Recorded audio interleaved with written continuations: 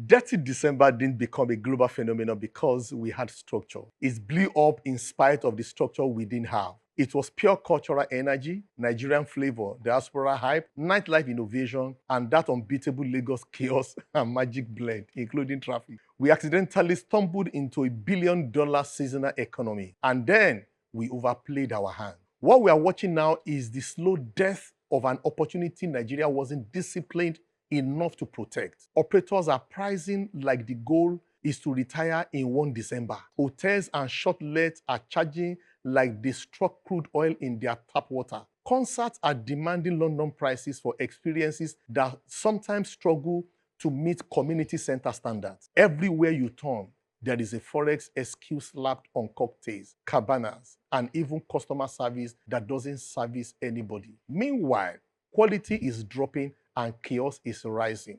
And while we are busy squeezing visitors, other African destinations are quietly securing the bag. Ghana, Kenya, Rwanda, South Africa, even Benin Republic. They are doing what we refuse to do, curating intentional experiences, stabilizing pricing, tightening safety, and building integrated tourism ecosystems that make visitors feel respected and not exploited. Here's the truth seasoned consultants already know. No market survives where value collapses and prices climb.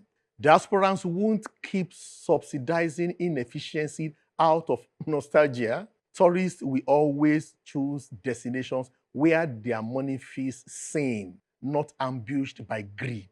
We still have no policy regulating seasonal pricing, no incentive architecture for operators, no coordinated national events calendar, no December tourism blueprint linking transport, policing, hospitality, and experience design together. None. If we don't inject policy discipline, customer experience discipline, and ecosystem thinking, the December dollars we are banking on will keep flying literally to economies offering structured value at sensible spend. Because markets behave just like people, they stay where they are valued and bounce where they are not. If we don't fix the fundamentals, Dirty December will soon become a cautionary tale on how a generation let greed suffocate $1 billion seasonal economy before it ever mature. And honestly, the signs are not subtle. Our visitors are already voting with their passports, and the exit queue is getting longer.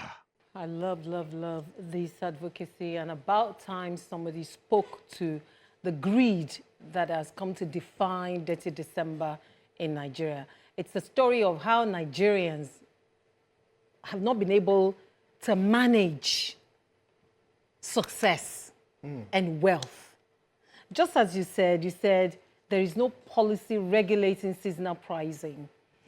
All that we think we have gained, the visibility, the global visibility at December, we are letting greed pull the plug on us. And it's not, look, shortlets, where the prices of shortlets skyrocketed. I mean, how? And this is what has trickled down to even our own individual lives outside Dirty December.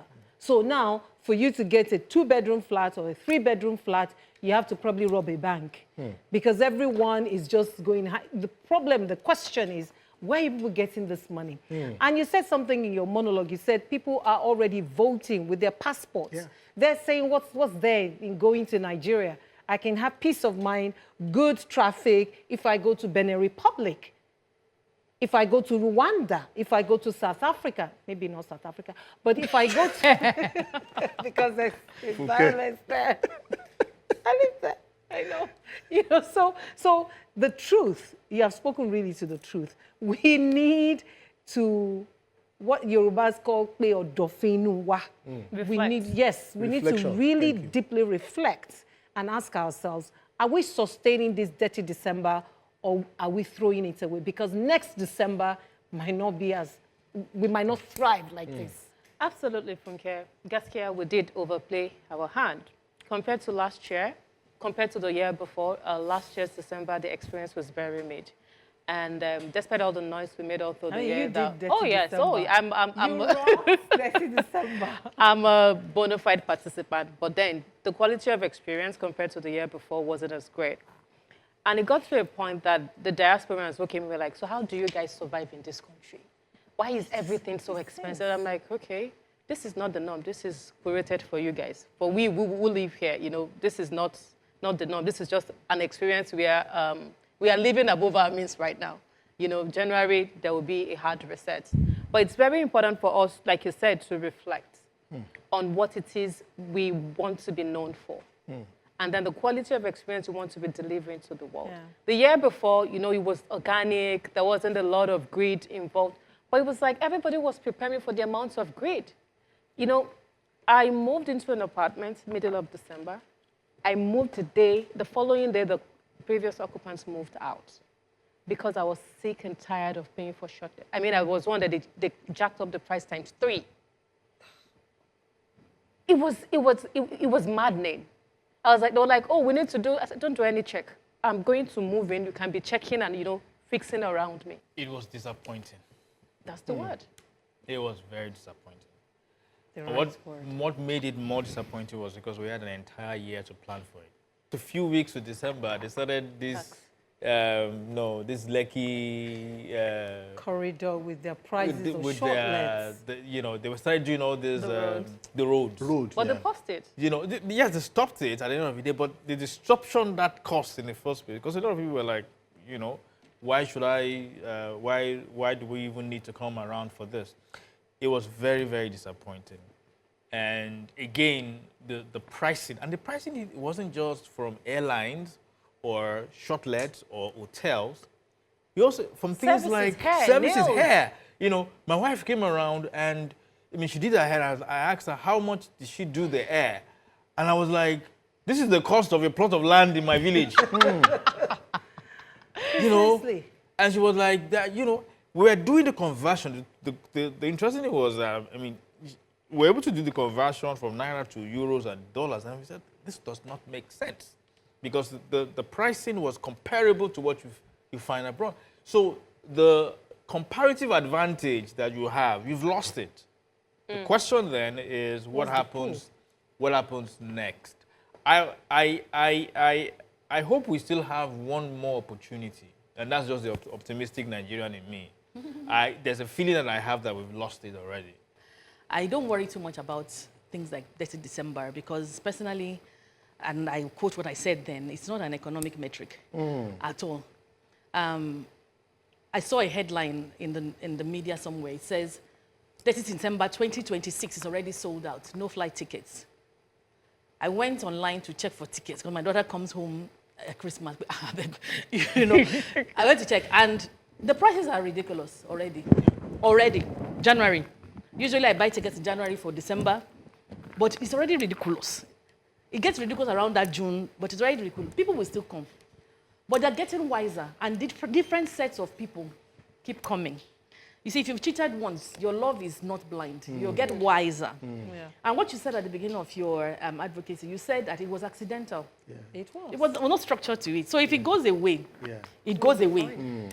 Nigerians have this thing called FOMO.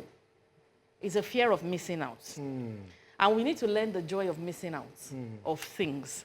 We just want to be, you know, Juma says it a lot. She says, I better pass my neighbor kind of thing. Yeah. That's what is happening.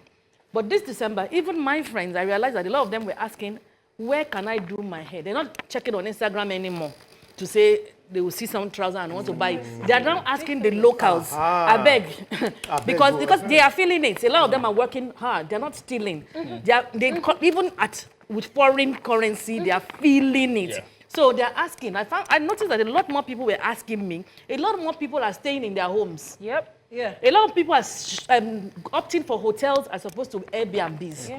Because hotel and Airbnb, the prices were not, you know, because they've been exploited. So Nigerians are not fools. All this, they are happening. Yes, we want to post it on Instagram. I keep saying it. Number of people that come for Detty December, maybe 1 million people come. Yeah. To a country of 200 million. They make noise on Instagram. Blogs carry it. It's not a metric, to be honest. If we want to now make something big of it economically, we can. But with this behavior, we might not be able to do it. We will lose it. Yeah. Question you ask your friend who comes from UK or America is this.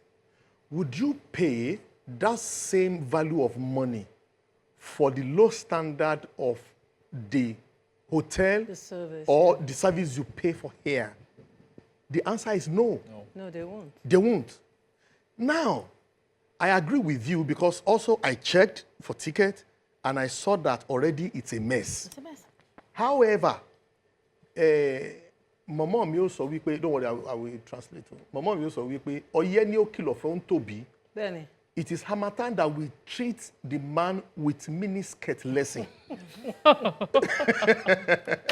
You know what it means, Zuma? That you are wearing miniskirts during winter, cold winter. You will learn, and you will not learn in learn the hard way. In the hard way, yes, in the voice of VDM. Yeah, But you see, with time, you're gonna It's learn. going to. You're going to learn the hard way. They say wisdom is justified by her children. We better wise up in 2026 and ensure we're at the table, not on the menu.